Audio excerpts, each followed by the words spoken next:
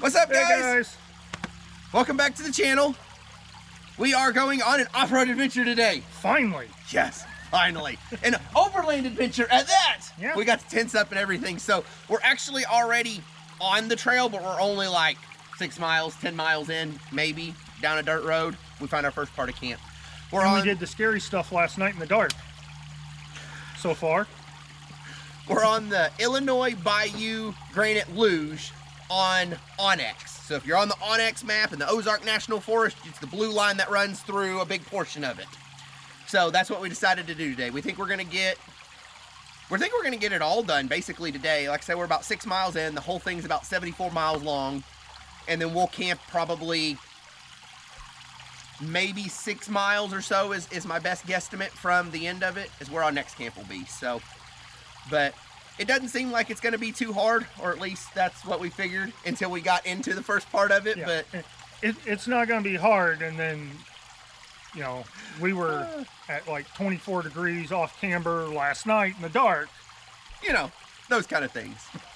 So, anywho, we'll get some video of it. We'll get it shown, and we'll be back when we stop and we see some of the special things along the way.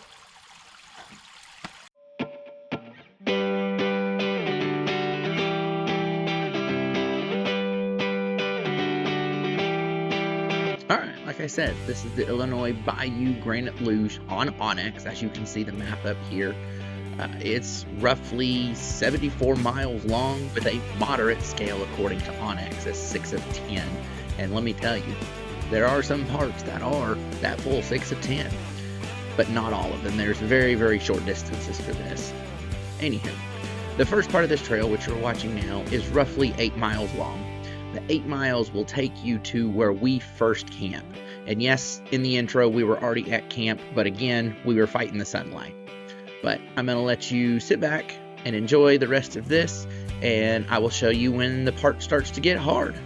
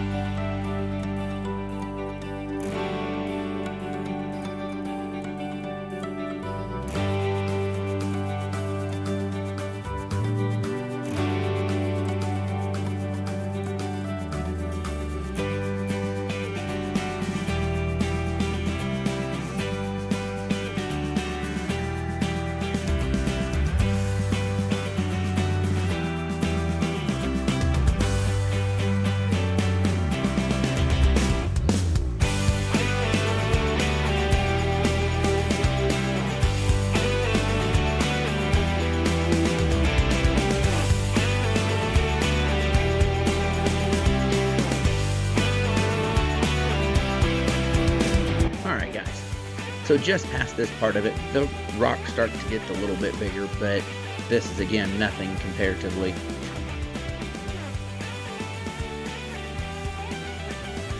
Right about here, you have your first real bad off-camber angle. You can choose to go left or right. Either one of them are passable. We just decided to try both. But like I said, unfortunately it got dark on us, which made all of this so much harder. Plus the fact that we didn't air down made things so much harder too. But anywho, once you get through that little bit, and at about another half mile after that, you find your first camp. So it's a nice little area. It's got a nice little waterfall right there, and I'm assuming during wet season it would be a whole lot more of a waterfall.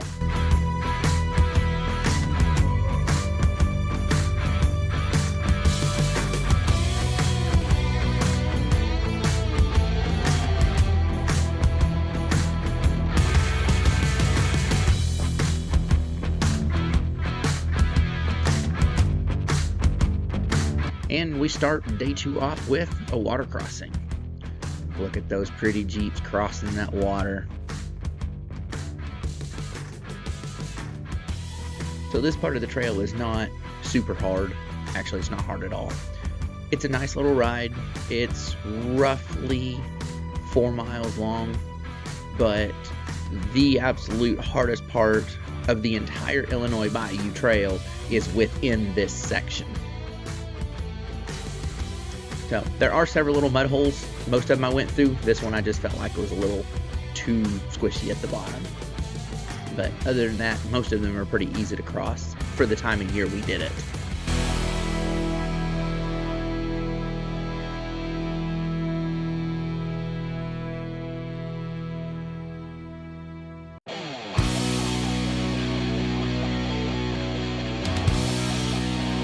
Alright, so right here is the start of the uphill challenge. I'm going to apologize. I mounted the wrong camera and I didn't get it into real time when I started all this. But this is basically a pretty good uphill challenge. There's lots of rocks while you're going uphill. There's several off-camber angles, and there's several places that the rocks are just, they're pretty far spaced with some pretty big obstacles. So you just take your time on it, and you should be able to get through it without a problem.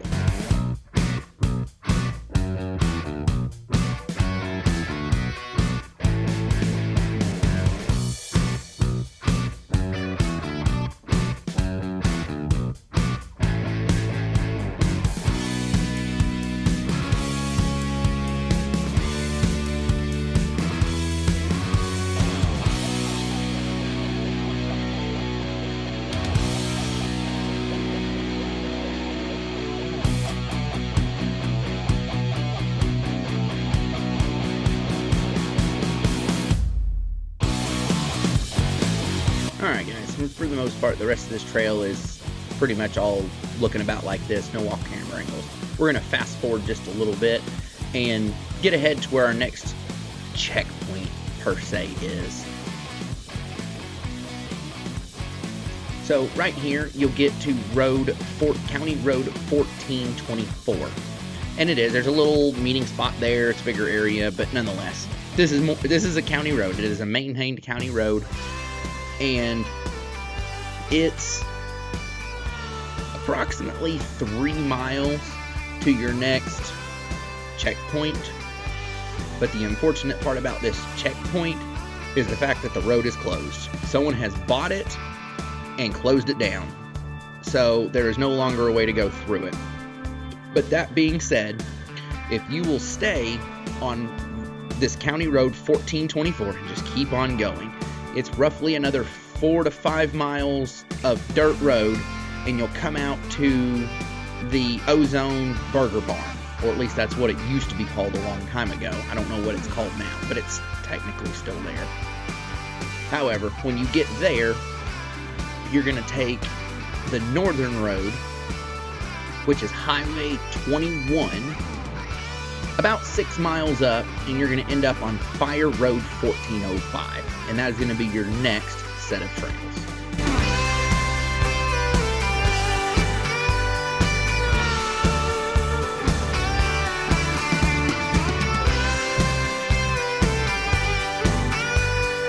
Alright, now that you're on Fire Road 1405, we're going to continue this trail. So this one just continuously gets narrow. It starts out as a wider road. Vehicles can pass each other both ways. You know, it's not anything major. It does keep narrowing down and eventually gets to the point where you have to pull to the sides or anything like that for crossing people, which on this particular day that we picked out, they were doing a poker run and we were going against the grain, so we had to stop a lot, unfortunately. But like I said, the road narrows down into a trail narrows down into a smaller trail. There's some rocks, some dry creek beds, some mud puddles, some, well, really big mud puddles. But all in all, the trail is just a super easy ride. And let me tell you, it's quite beautiful, especially the time of the year that we did it. The leaves are just fixing to start changing, so some of them are starting to turn yellow and whatnot, but it was a really, really fun ride.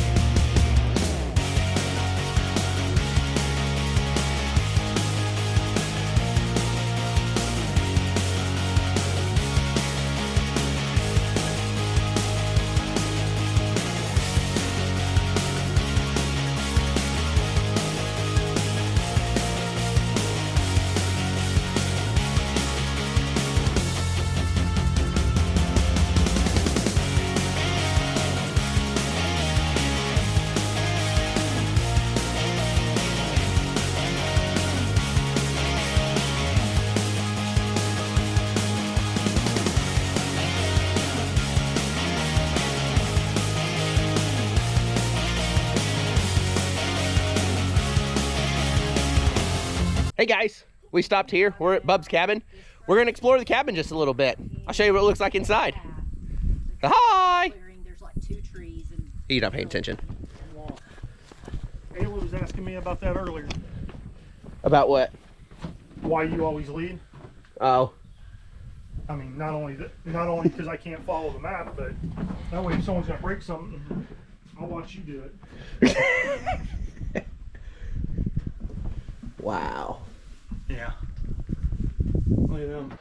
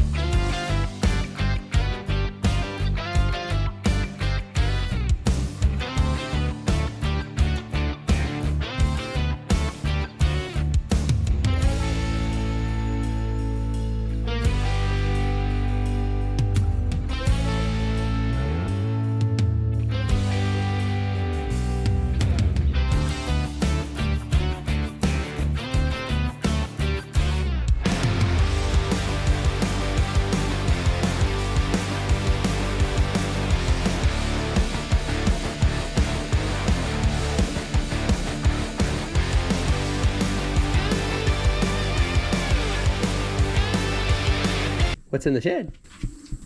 it's just like a recreation of a smoker. And Bud built that himself. Chopped out the he built that himself. And the other one's an outhouse. I would recommend going in it after today. Probably not. What year's the cabin? Before the Civil War. Okay, so I was off by a couple years. And 100. it was just the one room, and then they added on in the early 1900s. The woman finally got a kitchen. She didn't have to cook outside. Yeah. Yeah. Okay, so before the Civil War, I was off by, Just a Couple. little while, yeah. couple years.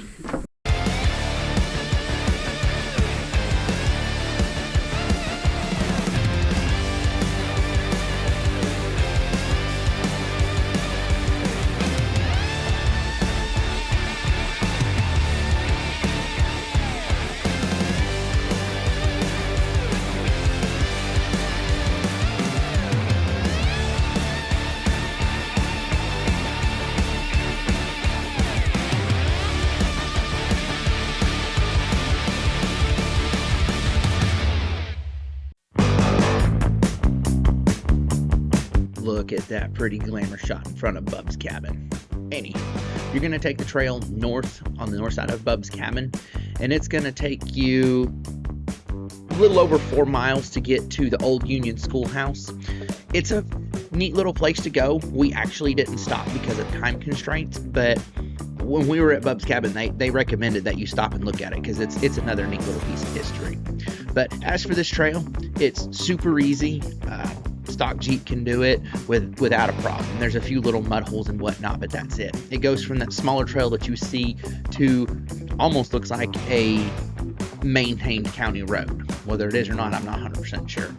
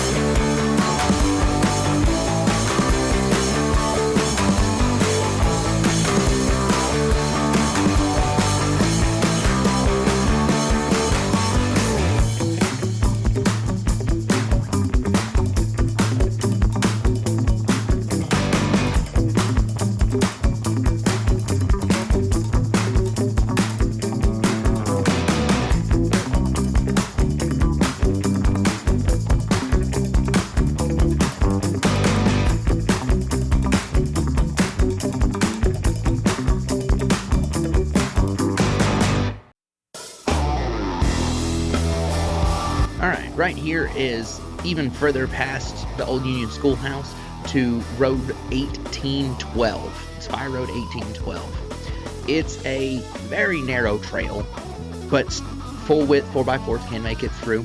It's a fun trail.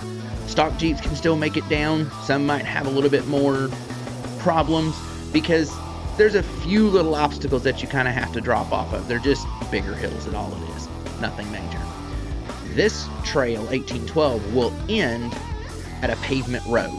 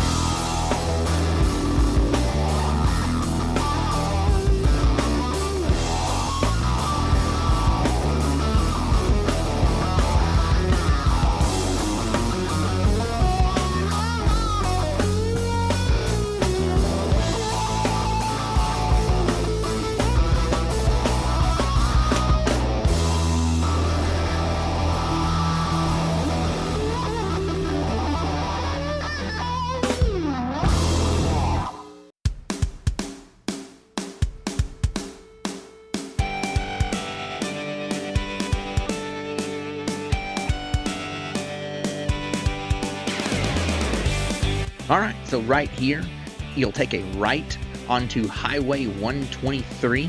You'll go up approximately 1 mile. At 1 mile to the right, you will find Haw Creek Campgrounds and Haw Creek Waterfall. It was not falling when we were there.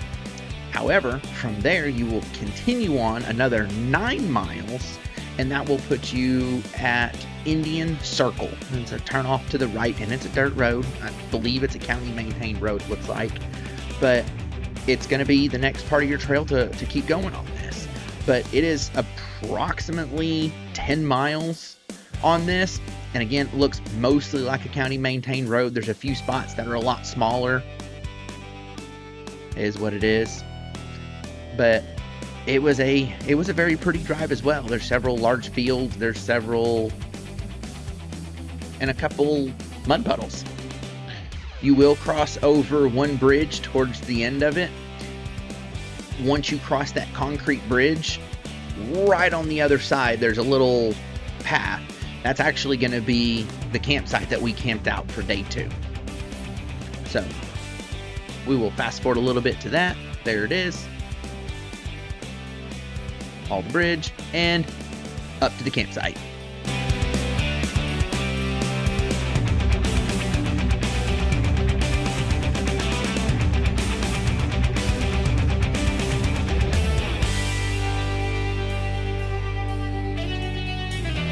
All right, guys. Well, we made it to camp for today.